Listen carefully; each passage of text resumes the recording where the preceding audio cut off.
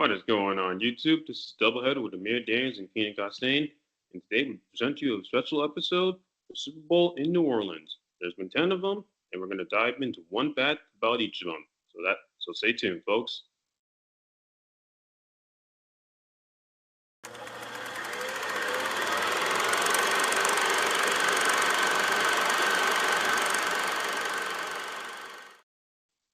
All right, here it is. The first three Super Bowl shows. I can't wait. I can't believe we're finally doing this. Yeah, looking forward to it. The Super Bowl will is T minus 3 weeks away at this point. Uh, so we're gonna start off by talking about some Super Bowl facts. Definitely, because New Orleans knows how to host the big game. They've done it 10 times previously, doing it again in 3 weeks' time. And when we know it, as I suggest, I'm going to be doing the first five in the Big Easy. So I'm ready for this. hmm Yep. So having said all that, let's start with the first Super Bowl. Super Bowl 4. Anything come to mind but that Super Bowl, Kenan? Let's see. Mm, Well, all I know is there were three other ones. That's all I know. Well, this was the first Super Bowl to be hosted in New Orleans at the old Tulane Stadium. And back in the day, well, the Super Bowl wasn't broadcast in prime time. It was broadcast, well, in daylight, say around 2 p.m. And having said all that, most of the copies of that game would be in black and white. And I see a familiar face. Two of them, to be exact. Let's see. I'm gonna take a guess and say that Pat Summerall. Is that Pat Summerall? Yep, the one on the left. And on the right,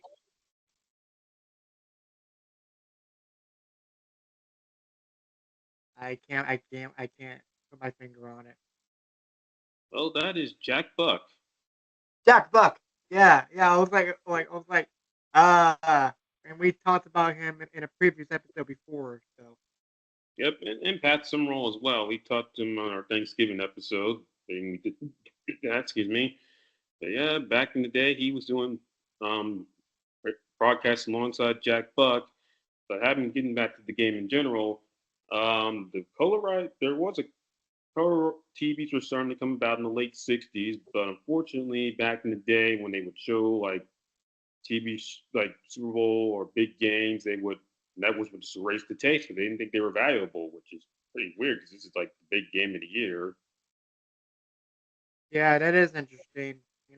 And to think there has only been 4 Super Bowls to this point too, and that's something that I knew about before, and I'm surprised it happened. You know, this this soon rather than much earlier. Yeah, so basically, if you had a copy of a Super Bowl 4, it was pretty rare because most of them would be, like I said, they'd be erased. Networks didn't keep them, and then when it originally aired in the New Orleans area, they didn't show the game due to their unconditional blackout rule at the time. So, having said all that, you did have one. Most of them would be, well, what you see here, black and white. hmm Yeah. However, in 2023, not too long ago, a colorized version of this game surfaced on YouTube. It was on Jamie Johnson's channel for a brief while before it got taken down, but you can view it in its entirety on a different channel called Godzilla Rocks. Mm. Well, there you go, folks. There's your answer. If you're wondering where to find it. Yeah, and those are wondering all the previous like colorized versions of it, would be like NFL Films' version of Hank Stram with his iconic wire because he was wired for sound for that game. But other than that, most of those color copies would the CBS color copy was considered lost until 2 years ago. Mhm.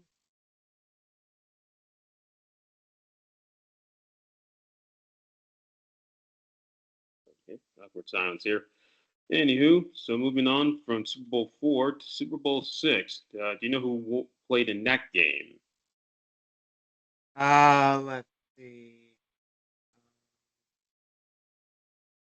One of them had to be Green Bay, right?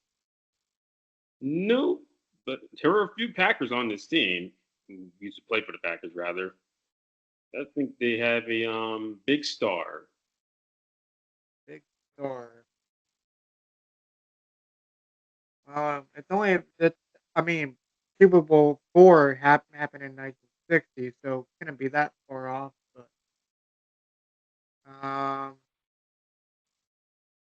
is it another guy that we talked about before? Well, we talked about them quite a lot. They let's see, they were all in this year, but we saw how that played out for them. Uh, Wait, what was that last clue? They were all in. Oh, Dallas Cowboys. You got it. So yeah, Dallas played the Dolphins in Super Bowl 6 2 years later on the same field. Rather cold day in New Orleans, and Dallas won rather handily 24-3 for the first championship. But it was the halftime show that I'm going to be talking about. And one ticket guess who performed in halftime back in the 70s? Um, it had to be some sort of pop star, right? No, I think New Orleans, like, or New Orleans has a jazz Oh, history. Louis was it Louis Armstrong? Close. Actually, it was a tribute dedicated to Louis Armstrong. So let me give you a quick insight about that. So of course this is January 1972, and unfortunately Louis had passed away in the previous summer. But he was from New Orleans, and he also has a jazz history. He was a trumpeter and all that stuff. If Super Bowl halftime shows weren't like the ones we see now with let's say Michael Jackson, Prince. Last year with like Usher and what and I'm trying to think who was it? Guy from Fast and Furious. Um Oh, Ludacris. There we go. Ludacris, and you got Eminem, Dr. Dre, in the previous years as well. So, Yep. So yeah, it was, but they still for this one. They still had some big names that we probably won't recognize them. But there's Ella Fitzgerald and trumpeter Al Hurd, Carol Channing, who you see right there performing in front of the big Super Bowl 6 ball in the background, or float rather. And they also had Onward Brass Band, Danny Barker, and Leroy Jones performing as Little Louis Armstrong, because as I said before, the halftime show was dedicated to the New Orleans native and jazz player himself, Louis Armstrong. hmm yeah, I remember seeing that picture, while doing research for this presentation, and that was like that was my first initial guess when it came to the musician himself, Louis Armstrong, and he passed away on July 6th of 1971. Yep, that is correct. So yeah, he sadly didn't get a chance to see this Super Bowl, but they figured we're going to dedicate this to him. And sure enough, since it's the Louis Armstrong themed or and jazz themed halftime show, they were going to have see the trumpets in the background. Of course, you have Al Hurd, who's a trumpeter himself, and then Danny Barker and the Onward Brass Band. They were well known in the New Orleans area, as was Leroy Jones, who again performed as Louis Armstrong, excuse me.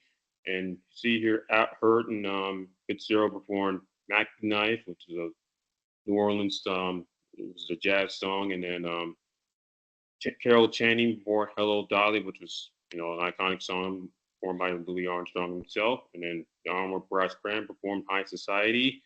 I actually I liked how they did it. Keep it both jazz theme and also keep the dedication to Louis Armstrong all in one.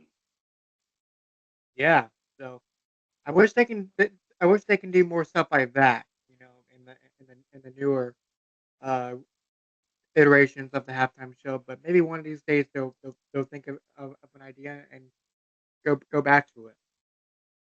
Well, I'll say some of these halftime shows are better than others. That the ones that go on the day, but back then, they weren't. Super Bowl hadn't quite become the popular game it is that we know as it today.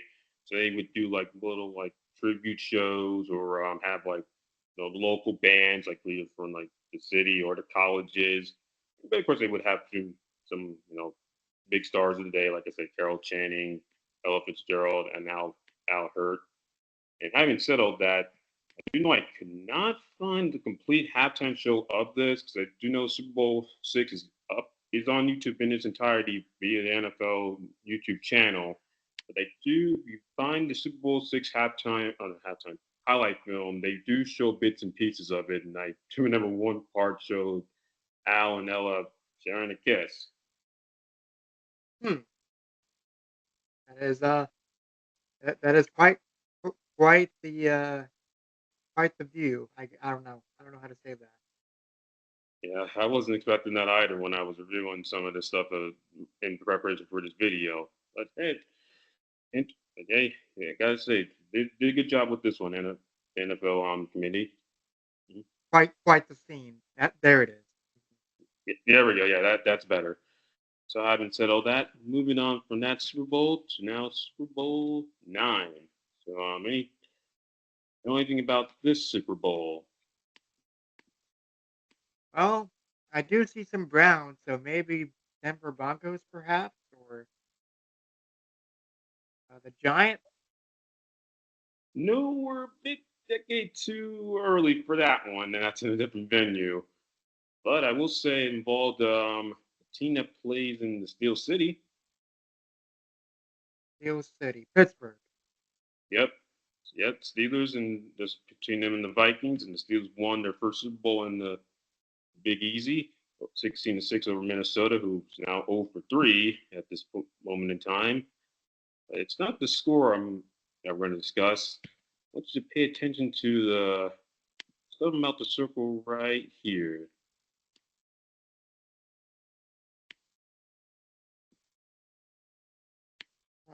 What is that? Nope. From my view, that kind of looks like a that kind of looks like a plunger of some kind, but it's not. I know. Man, what a weird looking object that is. Well, that weird object is actually, well, the pylons that we used back during up to that point, the flag style pylons. Hmm. Okay, that's something that I did not know about. Yeah, and here's the thing. So this game right here was the last NFL game to use those style pylons because 1 year later, see right there, and circle that. There's the pylons that we're all familiar with. The 48 by 48 orange stick that stands on the end zone every in the corner of the end zone. Or end zone, excuse me. Right, right, and it does look like a like some sort of plunger to me. The way it's shaped. Yeah, I will say these. I couldn't get a good picture of the pylon, the flag style pylons. It's the '70s, so some that didn't provide the best footage or best picture quality. But I was able to make out what was on the pylons, and sure enough, it was the Lombardi Trophy. Hmm. How about that? Yeah, I mean that they are competing for it, so why not put it on the pylon for the Super Bowl? You know what? You know what they should do is they should make make the pylon kind of look like you know look like the Lombardi Trophy. The coloring or what have you. That's not a bad idea. So See what you're doing there. NFL, if you're NFL, if you're listening to this, I have an idea. Maybe Roger Goodell will think about it. I don't know if he'll approve of it, but I hope he thinks about it.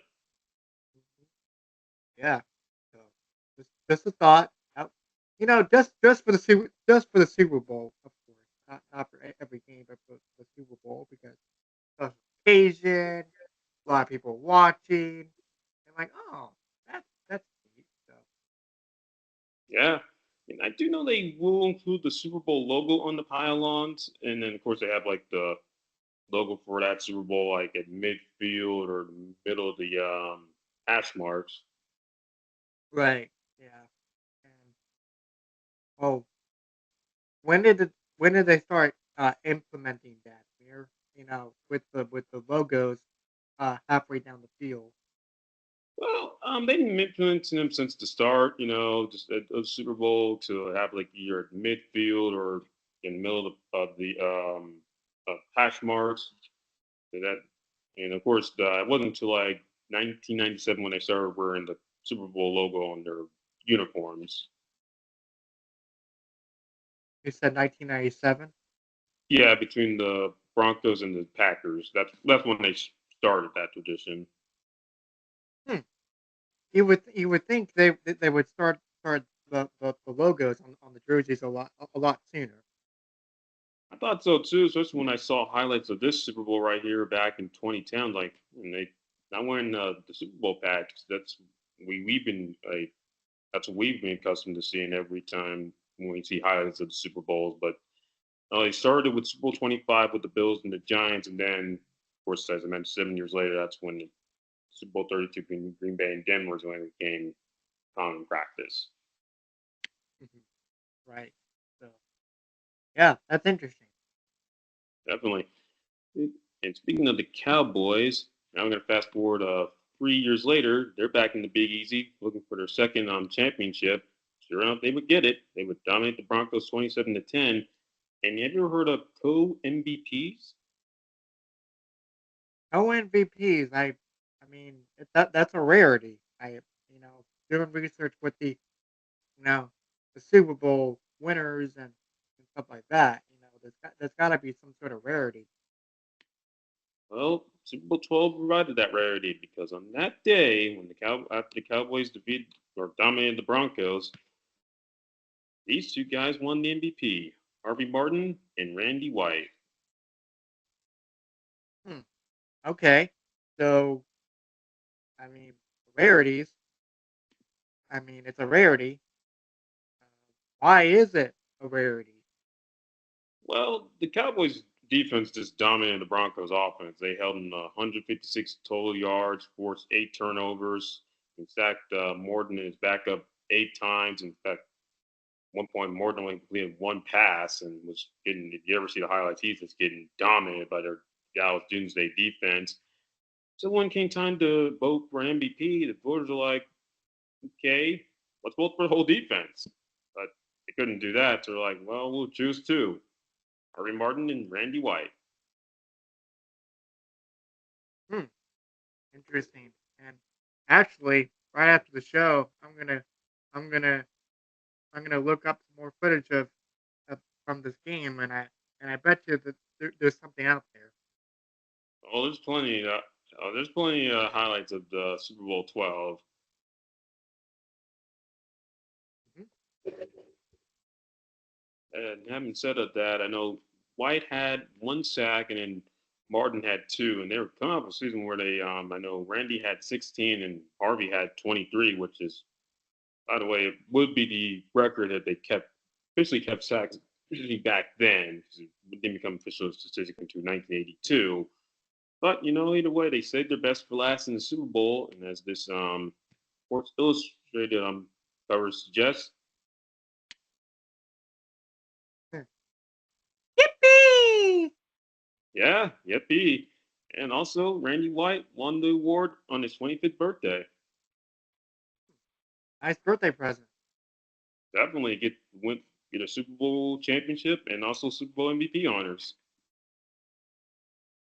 Pretty cool. Oh yeah, definitely. Moving on from that Super Bowl to the last one, which ended interesting enough ending in the same score in the same venue, 27-10. And speaking with the name Oakland Raiders. Yep. We talked about Oakland Raiders in the Jack Buck episode. Yep, and sure, and John Facenda, who was, I say, was, he's from Philadelphia, who interests have played in the Super Bowl. He was the king of doing Raider highlights. Mm-hmm. Most definitely. Excuse me. But we're going to talk about someone else in this case, Tom Flores. Are you familiar with that name? I am. I am familiar with that name, Tom Flores. Mhm. Oh, yep. So yeah, he's been part of Raider history. He was their assistant head coach, became their head coach, and then afterwards he was their color commentator in the radio broadcast. In January 1981, he won his first Super Bowl as a coach, but it was definitely a historical one from Coach Flores. Hmm. All right. Hmm. So Oh, he's what could that be? well, he was the first Hispanic coach to win a Super Bowl, or Hispanic head coach that is.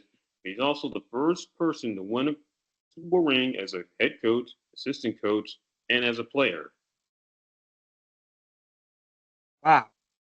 So he was on. Wow, that blows my mind. Actually, Yeah, it blew my mind too when I never found out about this several years ago. I was like, interesting. So we're going to go back a little bit to 4 years earlier, 1976, and I will circle not the best in quality photo, but look at the fifth row. You can barely spot him, but there he is right there. hmm, that is that's interesting. Wow. And man, it's just crazy what you know what you can find deep in the archive. Yeah. So yeah, he was their wide receiver coach when they beat the Vikings in Super Bowl 11 at 32-14 in the Rose Bowl that afternoon. So he got won his second Super Bowl ring, first with the Raiders, and then when he earned, and now we're going to circle all the way back to Super Bowl 5 in New Orleans, and I want you to pay attention to the guy wearing number 12 right there. It, that is the same guy, isn't it? Yep, that's Tom Flores. Hmm. And it's Kansas City as well. Yeah, and interesting enough, they beat the Raiders in the championship game en route to their Super Bowl victory over the Vikings. And while Flores, of course, didn't play that game because he was backing up Lynn Dawson, who won MVP honors. He won a ring as a player, backing up. Actually, he's on that Chiefs Super Bowl winning team. And you look closely at the photo right here, you can see this ring he earned as a member of the Chiefs. They're the last one sitting on the table. Hmm. And there's three more. There's one on the upper part of his finger there, and you got two right next to it. So he has four rings in total. Yeah, he would earn a fourth one 3 years later when the Raiders dominated the Red Washington in Super Bowl 17, or excuse me, Super Bowl 18 in Tampa, Florida. So four-time champion. That's pretty cool.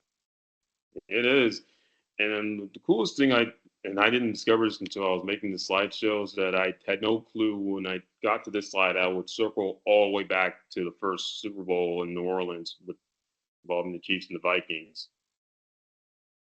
Hmm. Wow. How about that? Yeah, it's when you do research on this stuff and read about it, it's just like you say, so I want to talk about this one day, and also you surprise yourself. Most definitely. Yeah. Agreed. Yeah, so having said all that, this is a rather quick one, but hey, hope you guys learned something from my segment about the first five Super Bowls in New Orleans. Because next up, how about the next five, with presented by yours truly, Keenan Costain. So stay tuned, folks. You're listening to Double Header. Be sure to like and subscribe. All right, folks. So we are back with part number two with the Super Bowl in New Orleans. Amir, good job on part one. Thank you. And without further ado, let's get to the first part of the first Super Bowl, the Super Bowl XX. So, what do you any ideas about this Super Bowl, Amir? Yep, it was the 20th Super Bowl, and that was won by the '85 Bears over the New England Patriots. Well, let's see. Oh, 1986, New England Patriots versus Chicago Bears, and and right there is the Super Bowl logo that you see in the middle of your screen, and the head coach Mike Ditka, if I'm saying that correctly, of Chicago, being lifted by the Chicago team, and and and becoming the second person to win a Super Bowl as a player, assistant, and head coach.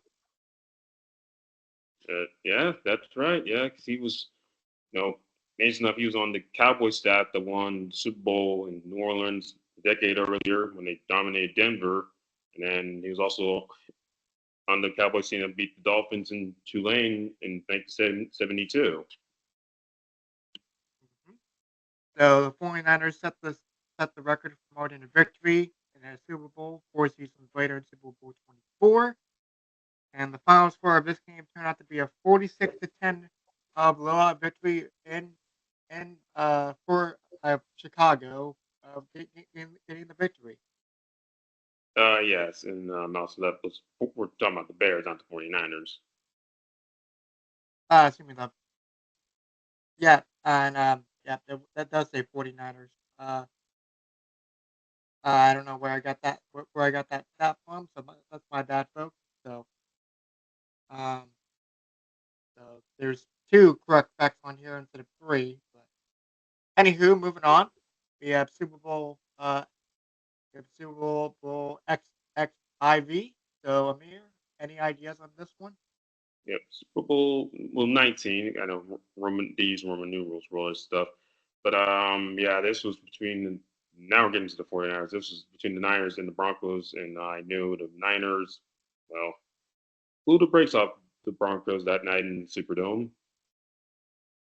Yeah, and I should have put this back in fact in here somewhere from the second fact, but Montana becoming the first quarterback to win the Super Bowl MVP honor thrice, and the last Super Bowl with the original crew. Amir, do you recognize any of these right here? Yeah, I see Brett Musburger and Irv Cross. Uh, Village George was, of course, gone by that point, and that it's Jimmy the Geek. I know they had just Dick Butkus and someone else whose name escapes me at the moment, but do know a few months after the Super Bowl there was a shakeup in CBS, and when there's a shakeup, they're going to make some changes. Hmm. And and I forgot to do research on this, Amir. Do you happen to know how long this crew lasted together? Well, yeah, this is the original. So Brett and Irv were there from the start, and then of course they had Phillips for a while, and then there was Georgia Kennedy for a few years. I probably got the name incorrect. And then, of course, Jimmy and the Geek, he would make all those bets. They had, see, they would do the point spreads, kind of what we do with, ESPN bets.com, do bets throughout in the pregame show. And then towards the end, they brought in Dick Butkus. And then afterwards, the Handful of the Day show will be hosted by Terry Bradshaw and now like Greg Gumbel. Yeah, and and I see the CBS patches. Uh, very briefly on the jacket here, and that's kind of a nice touch. Hmm. So with the San Francisco 49ers who defeated the Broncos 55-10, so another blowout here, despite uh the, despite the match. Yeah, it was Montana versus LA. I mean, most some people thought this would be a close game, 'cause, battle of two potential Hall of Fame quarterbacks, but a lot of them they picked the Niners to win because they won. They've already won three. As for Denver, they lost three, so it was not surprising the Niners won. But I do know when I saw Bill Walsh's Football Life episode, he had a discussion with owner Eddie DeBarlo saying this game's over before the game started. And, well, judging by that score, Bill Walsh got it right. Mhm. So with that, we're gonna move on to our next Super Bowl, so Super Bowl XXXI. So Amir, any ideas or any guesses? Super Bowl 31 was between Green Bay and New England, and this was actually the Fox's first ever Super Bowl. Well, New England versus Green Bay in 1997. So the Packers extended their league record for the most NFL championships to 12. It was also the last in a run of 13 straight Super Bowl victories over the NFC over the AFC, and the Packers defeated the Patriots 35 to 21. And this is a neat halftime show with the band the Blues Brothers and rock band ZZ Top. Hmm, that is interesting. So you have like the rock and roll legends of ZZ Top, and then you got the one of the greatest soul band of all time. That being the Blues Brothers. So that's what caught my attention. Like those two in the same halftime show together, and this is a few years after the Michael Jackson led performance in 1993 is when Michaels did his, I believe. Or was it 91? I think it was 93. Yeah, 93. Yeah. So I mean, way to be way to be different here, and that's what caught my attention. Yeah, and of course, by then, Super Bowl half times are becoming more extravagant, booking big names like Michael Jackson, and a few years later with the Blues Brothers. And New Orleans is known for its jazz and blues, so they didn't they would have the Blues Brothers part of this halftime show. And then, of course, rock was big and it's a big genre, so they included ZZ Top, so mixture of jazz, blues, and rock. Mm, yeah, most definitely. And with that out of the way, are you ready for next, next Super Bowl? I'm ready. All right. So Super Bowl XXXVI. So um, you would probably have a good idea of what this one's going to be, Amir. Yep, Super Bowl 36. Pat Summerall's last Super Bowl, and he got the. It was one great on his last game for one great, but the first remaining for another great by the name of Tom Brady. Well, right on cue. When you said Tom Brady, I hit the key on my keyboard. Tom Brady, first Super Bowl, uh, for the organization, and the Super Bowl. And fun fact, I did not know about this. It was the first Super Bowl to be played in February. Yeah, because and that's another thing that we're accustomed to seeing and being played in February. So prior all the Super Bowls prior to that one were played in January, but there was a reason why it was moved to February because of the 9/11 attacks, and also hence why the patriotic theme logo. Yeah, and that's actually a pretty cool logo. Despite the fact what happened in 2001 with the 9/11 attacks and what transpired there. So, um, I honestly like the fact that the Super Bowl is in February. It gives its own its own hype and readiness. Uh, so I like it. I do too, and it's nowadays since they went to 17 games, it's now the second Sunday in February, so it sometimes falls on Valentine's Day or same week. Yeah, most definitely. So like I said before, it was Tom Brady's first Super Bowl win in the New England Patriots organization as well. And sorry, That's I right. have two amps in here. I'm just now realizing that, so my mistake on that. So and it would start a dynasty for this organization. So Amir, you know a thing or two about the Patriots organization. Um, when you see, a guy like Tom Brady getting his first ring, what are your thoughts and expectations? Going into that. Well, Patriots, were the underdogs because they were 0 for 2 and Super Bowls coming into the game. Reason that both of them took place in New Orleans, and the Rams were 2 years removed from winning the Super Bowl, so of course it made sense why they were the favorites going into the game. But Patriots had a good game plan, with pressure Warner. Rams love to pass the ball a lot, and sure enough, Rams made it easier by doing that. And the Patriots 14-point lead, but Rams made a late rally. But at the end, Tom Brady did what he well become famous for, those late game-winning drives in the biggest stage in the NFL. Yep, and Adam Vidriani with the with the walk-off winning game-winning field goal, winning the game 20 to 17, and the rest is history. And the dynasty has been born. So great way to great way to put that. And last but not least, we get the Super Bowl XLVII. It's Bowl 47, also known as the Harbaugh Bowl, which we ain't close to having this year in the playoffs, but Chargers have just been eliminated at the time of this recording. Well, with that, it is the San Francisco versus Baltimore Ravens. Um, so 2013, and this is you know right where uh we when we started watching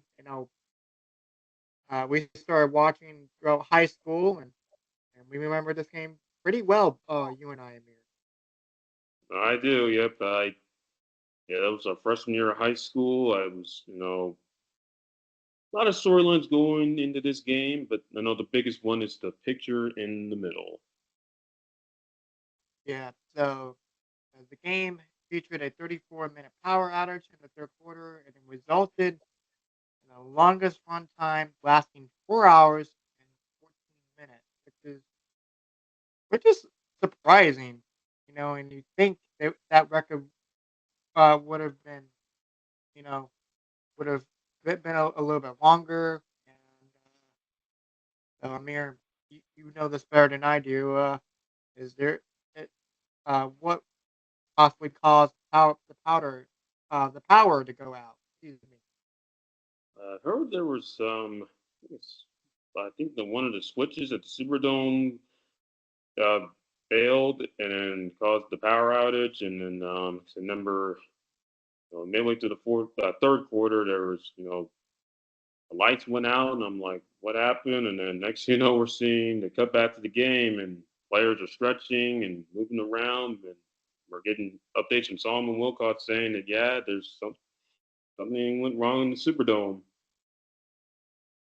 Yeah, and you can't even see the fans and their seats or nothing. It's pitch black. It's kind of like getting ready for like a big introduction to happen. You introduce the home team. They're about to go out, and the lights go out. Something like that. But that did not that was not the case. Yeah, and it was Citizens operating failure that led to the power outage in the Super Bowl. Ah, okay. But back to Jim Harbaugh and John Harbaugh. First were the brothers facing one another in the Super Bowl, as you see on the left side of your screen. And they're both back in the NFL. One of them coming back to the college ranks, and one still coaching in the NFL today. Well, one returned from the college rings, that being Jim, but in fact, and John, of course, his team's playing this weekend against the Bills. And fair enough, there was a Harbaugh Bowl earlier this season, which was won by John's Ravens 30-16 and out in LA. Mhm. So, with the outcome of the game itself, the Ravens were able to get the victory with 34-31 win against San Francisco. And the guy on the far right, Ray Lewis, played a huge role in the game. Yeah, this was his last game. So, the Ravens are gonna, want to win it for Ray, and sure enough, they did. Took a rally from the 49ers to before they can finally breathe easy. But Ray went out on top, and Baltimore got third Super Bowl championship, second from the Ravens. Yep. So with that, that is let's see, that is the end of my presentation here. And there you go. There were a few facts that you may not have known about the Super Bowls in New Orleans. I had three facts on mine, and Amir, you stated in the intro to have at least one, but I decided to go above and beyond and give a few uh, more facts. Hey, I mean, I will say this: he did great on all of them, and again, the purpose of this channel is talking about football, but also we learn a few things, and I sure enough learned a few things from both your presentation and my presentation. So likewise, definitely, likewise on your end, sure. And I hope you guys learned something about our facts as well while listening and watching our presentation today. And and yeah, so with that, if you like what you see, feel free to give us a like, subscribe down below for more. Like us on Spotify at Doubleheader Podcast, on Instagram. Follow us on Instagram at Doubleheader97, and follow our website, which is linked down in the description box down below. And with that, my name is Keenan Costain. He is Amir Daniels, and we'll catch you guys next time. Goodbye, folks. Have a good one.